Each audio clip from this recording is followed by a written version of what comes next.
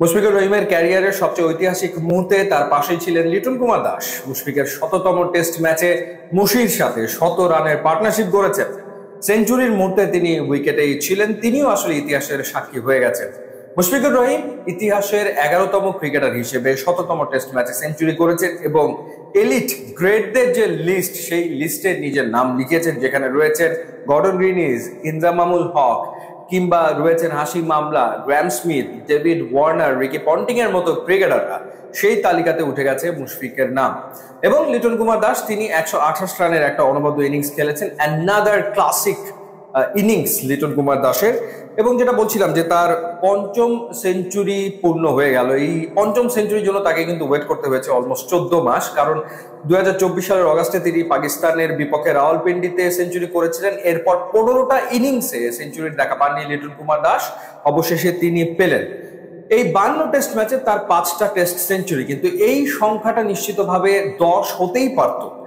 দুটো সেঞ্চুরি তিনি যে মিস করেছেন, একটা জিম্বাবুয়ের মাটিতে তিনি 95 রানে আউট হলেন, আর একটা হচ্ছে শ্রীলঙ্কার বিপক্ষে তিনি আউট হয়েছিলেন 90 রান করে।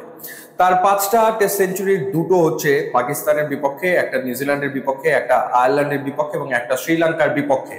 ইনফ্যাক্ট 80 থেকে 95 রানের ভেতরে তিনি 5বার আউট হয়েছেন। সো এই 5টা যদি সেঞ্চুরি হয়ে যেত, তাহলে নিশ্চিতভাবে 52 টেস্টে 10টা সেঞ্চুরির মালিক হয়ে যেতেন লিটন কুমার দাস। তার হাফ সেঞ্চুরির সংখ্যা হচ্ছে 19, অর্থাৎ কনভার্সন রেট কিন্তু খুব একটা ভালো না। আগামী দিনে নিশ্চয়ই লিটনের এই কনভার্সন রেট বেটার হবে এবং তার সেঞ্চুরির সংখ্যা বাড়বে, তেমনটা আমরা প্রত্যাশা করি। কারণ যখন মুশফিকুর রহিম আসলে অবসরে চলে যাবেন, আমরা জানি না তিনি কতদিন খেলবেন, নিশ্চিতভাবে হয়তো আরো কিছুদিন খেলবেন, তারপরে হয়তো তিনি অবসরে যাবেন। তারপর কিন্তু লিটন কুমার দাসই আসলে বাংলাদেশের টেস্ট ক্রিকেটের মূল স্তম্ভ হয়ে উঠবেন, মূল ব্যাটার হয়ে উঠবেন, যেমনটা এতদিন মুশফিকুর রহিম ছিলেন। এই যে এত বছর ধরে মুশফিক খেলেছেন টেস্ট ক্রিকেটে, বাংলাদেশের ব্যাটিং স্তম্ভ কে ছিল? মুশফিকুর রহিম ছিল। বিপর্যয়ে কে হাল ধরবেন? মুশফিক হাল ধরবেন। মানে বাংলাদেশের ওভারঅল টেস্টের রেকর্ড হয়তো খুব একটা সমৃদ্ধ না, কিন্তু এটা আরো ভয়াবহ রকমের খারাপ হতে পারতো, সেটা হয়নি মুশফিকের কারণে। মানে মুশফিক বহুবার বহু ম্যাচে আসলে ত্রাতার ভূমিকায় নেমে বাংলাদেশকে রক্ষা করেছেন এবং সেই দায়িত্বটা নিতে হবে পরবর্তী সময়ে নিশ্চিতভাবে মমিনুল হক এবং লিটন কুমার দাসকে, কারণ এই দুজনই আগামী বেশ কিছু বছর মূল দুই ব্যাটার হয়ে খেলবেন বাংলাদেশের টেস্ট টিমে। সুতরাং তাদেরকে সেই দায়িত্বটা নিতে হবে। লিটন কুমার দাস তিনি বাংলাদেশের ষষ্ঠ ব্যাটার হিসেবে 3000 রানের ক্লাবে প্রবেশ করেছেন এই টেস্ট ম্যাচে।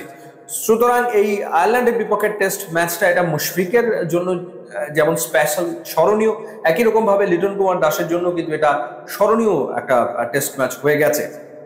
সবচেয়ে বড় ব্যাপার যে যেখানে মুশফিক শেষ করবেন সেখান থেকে আসলে লিটনকে ক্যারি করতে হবে, লিটনকে সেই দায়িত্বটা নিতে হবে। এবং সম্ভবত সে কারণে, প্রকৃতির ইচ্ছাতেই, নিয়তির কারণেই মুশফিকের ওই ঐতিহাসিক মুহূর্তে, সেঞ্চুরির মুহূর্তে লিটন কুমার দাসই আসলে উইকেটে তার সাথে ছিলেন, তার সঙ্গে ছিলেন।